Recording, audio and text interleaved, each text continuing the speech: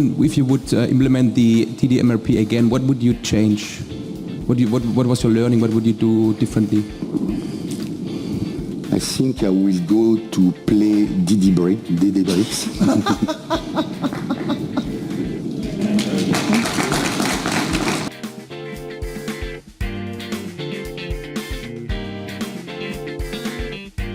I was right, because the key point with implementing DDMRP is the change management.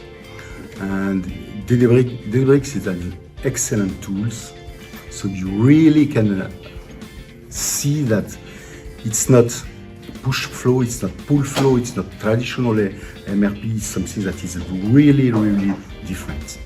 Okay, and you learn that without PowerPoint.